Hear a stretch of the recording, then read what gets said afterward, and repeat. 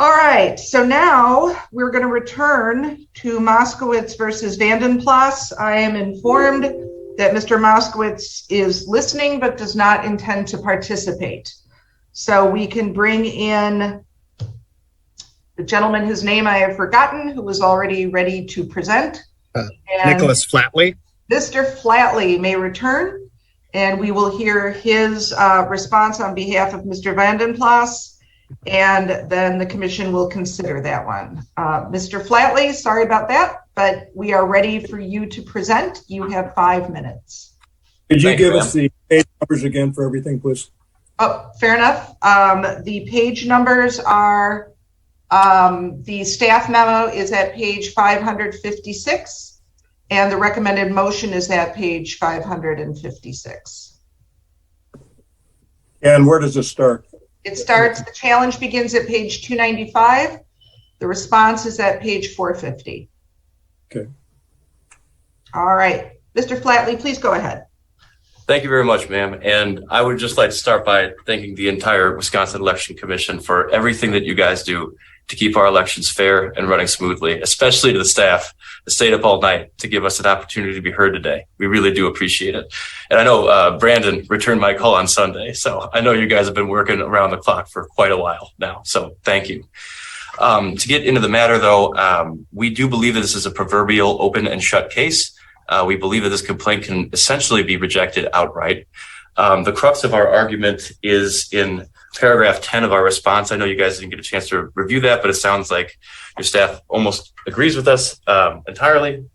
The respondent had 1,073 signatures. The threshold is 1,000. The complainant has challenged 175, and we believe that 157 of those challenges can basically be outright rejected, either because they include materially false, demonstrably false statements, or because they completely disregard your established precedent, which is readily and easily accessible on your website, which also got to sing the praises of the Wisconsin Election Commission again. I have never had an easier time finding the applicable law that is needed in a case, and the complainant either did not read or did read and ignore. So I thought very long and hard about what to say and how to say today. I do not like making statements that imply opposing counsel acted in a disingenuous or incompetent manner, but it is very difficult to summarize this complaint without making statements that imply just that. I don't like doing that, but I don't really have a choice, especially when we don't have time to go into all 175 challenges.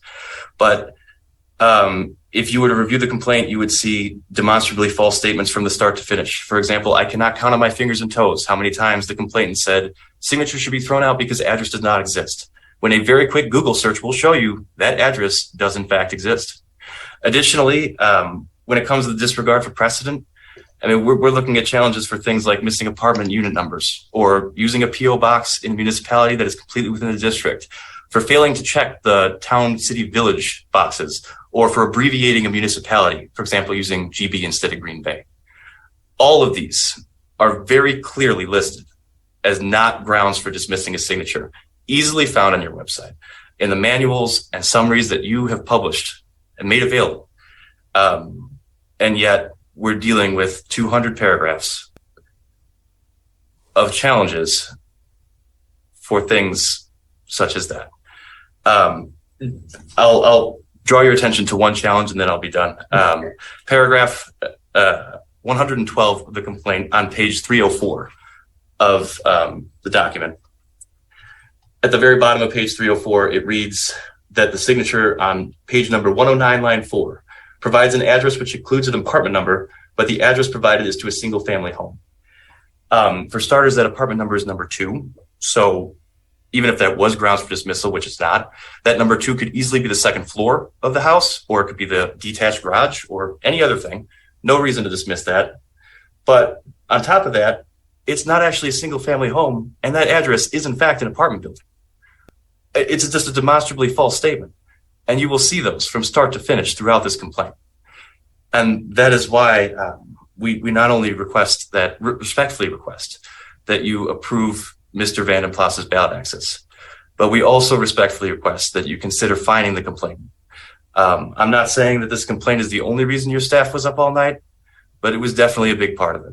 And it's definitely a big part of why I spent the past week putting together a 118-page response, which thankfully was not needed, it sounds like. But this is the definition of frivolous. And so I really appreciate your time. I really appreciate all that you do. And I think that's all I have to say. Thank you. Are there any questions for Mr. Flatley? Hearing none, thank you, Mr. Flatley. You will be returned to the attendee room.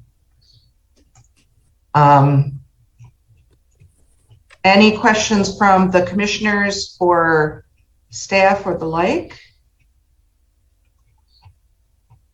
I will personally mention that it would be nice if people didn't file challenges that are crystal clear in our guiding principles. It would make everyone's lives a lot easier in the commission, you know. So I don't disagree with Mr. Flatley in that regard, that it would be nice if people read the rules and agreed with them, or else had some basis to tell us why our rules are wrong, rather than filing challenges to stuff that's crystal clear. But, you know, it is what it is. Okay, so we have before us the recommended motion at page 556. That recommended motion is that we sustain 46 challenges to those signatures out of the 157. My inclination is that, given that we're sustaining 46 of the challenges, that by definition, the challenge itself was not frivolous, even if some individual items were pretty wonky. That's just my impression.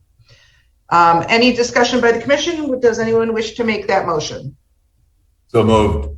Commissioner Thompson makes the motion at page 556 that the commission sustain 46 challenges to individual signatures in Moskowitz versus VandenPlas EL 22-45. In accordance with the staff recommendation in this memo, we do have the memo in this one. Is there a second for that motion? Somebody second? I'll second. Commissioner Glancy seconds. Is there further discussion on that motion?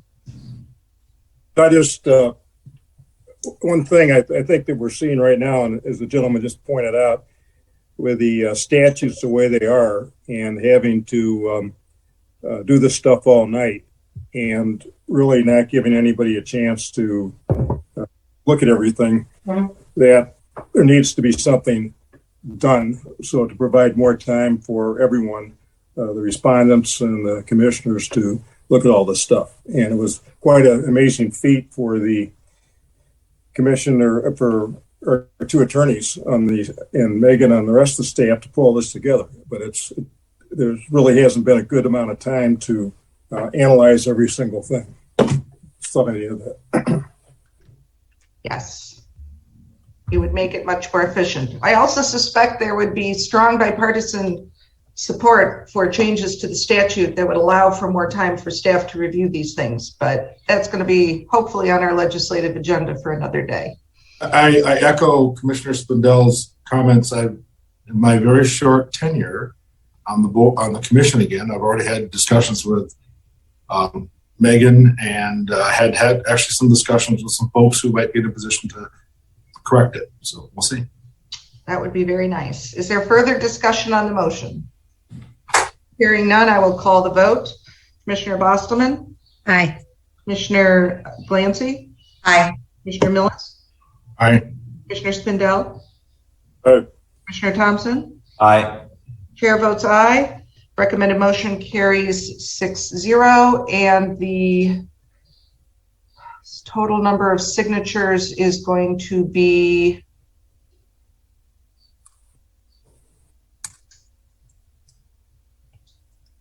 1073 minus 46.